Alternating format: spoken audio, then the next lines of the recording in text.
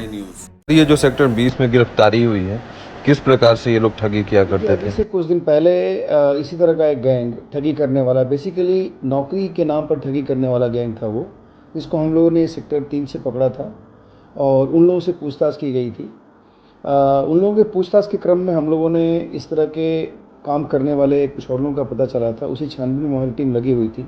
आज उसी में हम लोगों ने फिर सेक्टर 2 से इस तरह के गैंग को पकड़ा है, जिसमें 3 लड़के गिरफ्तार हुए हैं और इनका भी वही काम नौकरी के नाम पर ठगी करना था। बेसिकली ये लोग पहले एडवर्टाइज़ करते हैं, एडवर्टाइज़ करने के बाद जो अनएम्प्लॉयड यूथ्स हैं उनसे अप्लाई करने के नाम पे, एप्लीकेशन को प्रोसेस करने के नाम पे पैसे जमा करवाते हैं और उसके बाद जब लोग यहाँ पर आकर के पूछते हैं, कुछ दिन तक ये काम चलता है, लगभग 2-4 महीने 5 महीने तक। और जब सब लोग अपने कॉल लेटर्स और इन सब चीज़ों के लिए जब आना शुरू करते हैं, उसके बाद ये लोग वहाँ से निकल जाते हैं, कहीं भाग जाते हैं।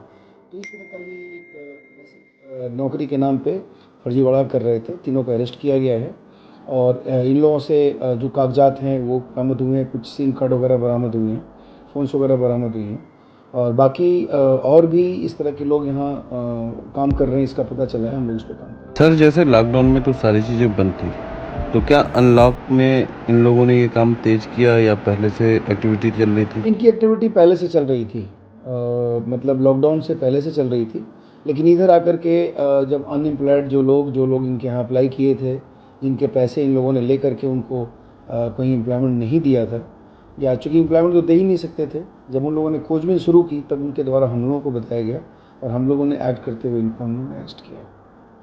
Thank you.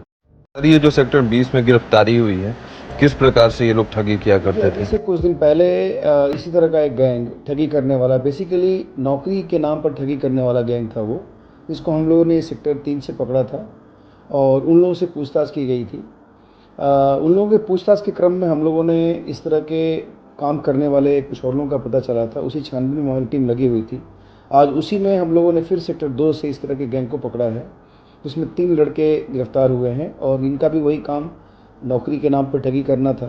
बेसिकली ये लोग पहले एडवर्टाइज़ करते हैं, एडवर्टाइज़ करने के बाद जो अनएम्प्लॉयड यूथ्स हैं उनसे अप्लाई करने के नाम पे, एप्लीकेशन को प्रोसेस करने के नाम पे पैसे जमा करवाते हैं और उसके बाद जब लोग यहाँ पर आकर के पूछते हैं, कुछ दिन तक ये काम चलता है, लगभग 2-4 महीने 5 महीने तक।